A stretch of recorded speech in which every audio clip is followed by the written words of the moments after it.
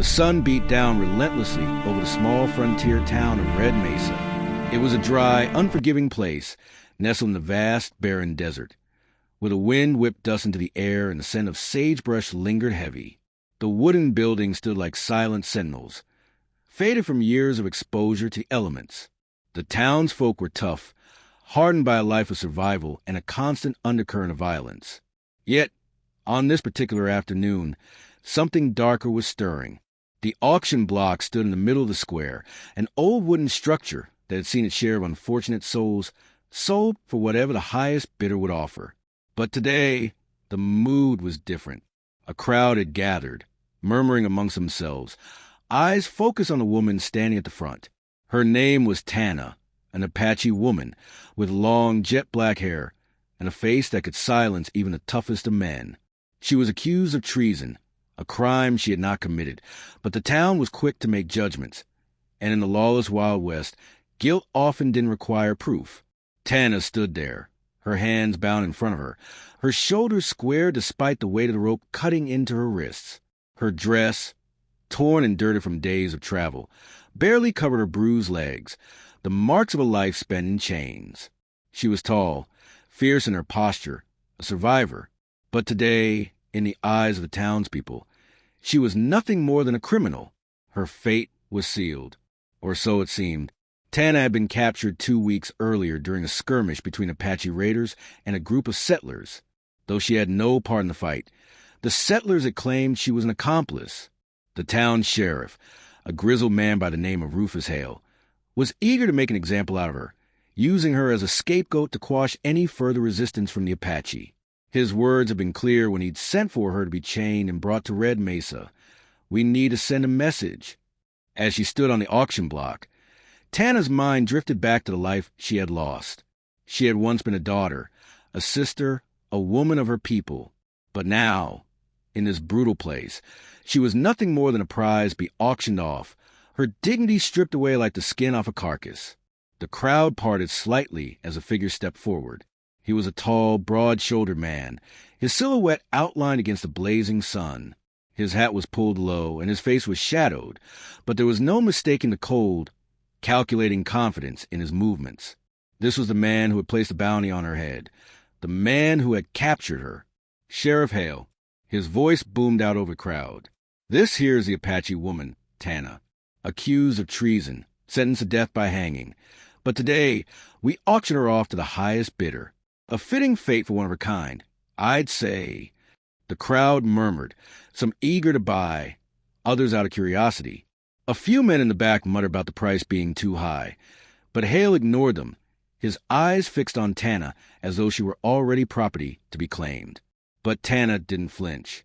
She held his gaze, defiant, even as the heat of the day threatened to suffocate her.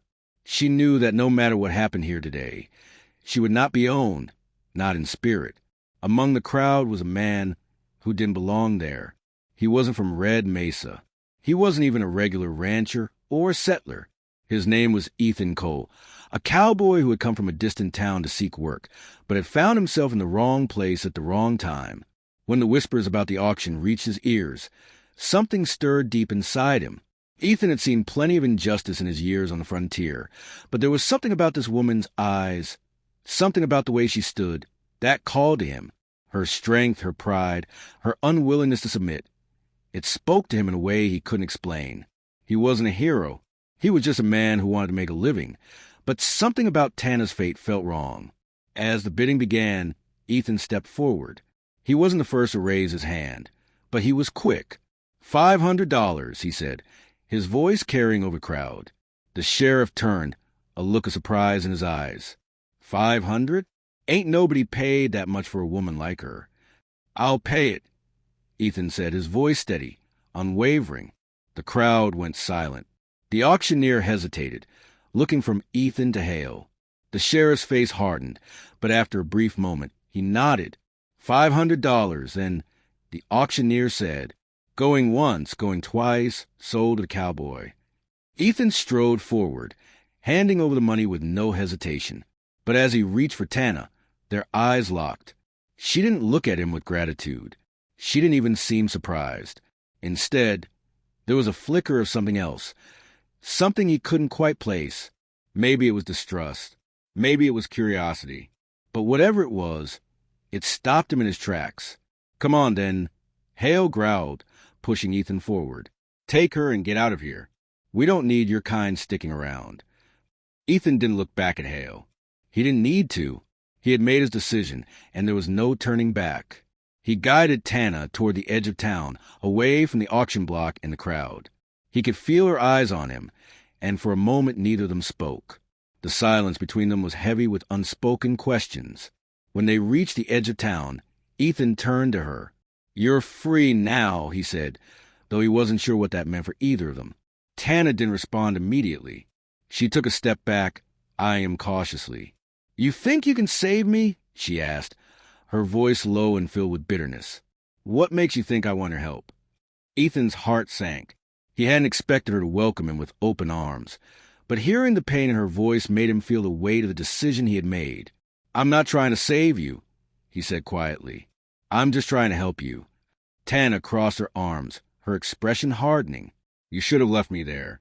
It's too late for help." But Ethan wasn't backing down. "I don't believe that. I think there's more to you than what people see, and I'm not about to let them decide your fate." Tana looked away, the harsh desert wind kicking up dust at their feet. She didn't respond to him, but there was a flicker in her eyes, a small spark of something that he didn't quite understand but couldn't ignore. As night fell, they found shelter in a small, run-down cabin outside of town. Ethan had no plan. He hadn't thought past the moment when he paid for her freedom. But now, with her standing before him, the weight of what he had done pressed heavily on him. He had set her free, but what would happen next? Tana sat at the small wooden table, her face shadowed in the dim light. Ethan stood by the door, watching her. She was a mystery to him, but something about her pulled him in. He had never been a man of grand gestures or words. He had always let his actions speak for him. But now, standing in this tiny cabin, he realized that there was no easy way out of this. "You don't trust me," he said, breaking the silence. Tana didn't look up. "I don't trust anyone," she replied, her voice cold. Ethan nodded, understanding more than she realized. "I can't say I blame you." She finally turned to him, her eyes piercing in the low light. "Why did you do it? By me, I mean, what did you think you were going to get out of this?" Ethan hesitated before answering. "I don't know," he said, his voice rough.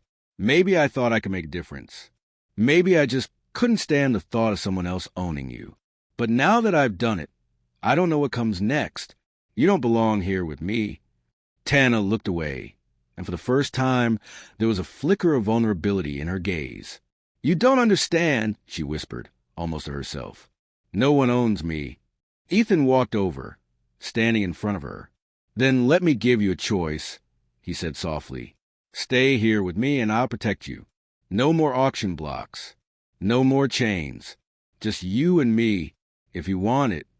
Tana's eyes searched his, weighing his words. She could feel the sincerity in his voice. For the first time, she saw something in him that wasn't just an outlaw. There was more to Ethan than she had given him credit for. Finally, after what felt like an eternity, she nodded. "I'll stay," she said, her voice barely a whisper. "But don't think this means I trust you." Ethan smiled, the weight on his shoulders lifting. "That's a start." The days that followed were slow, but filled with quiet moments of understanding. Ethan and Tana worked together to rebuild the small cabin, making it their home. They didn't speak much, but in the silence, they found a bond that neither had expected. As the weeks passed, Tana's distrust began to fade, replaced by a sense of safety and warmth that she had never known. And though their love was unspoken, it grew stronger with each passing day. Ethan had risked it all to free her, and in doing so, he had found something worth fighting for. Tana, once an outcast, now had a place where she could belong. Not as a prisoner or an object to be bought, but as a woman with her own choices. Together, they faced the dangers of the Wild West, outlaws, bandits, and the harsh desert. But they also found something far more powerful: freedom and love in each other's arms.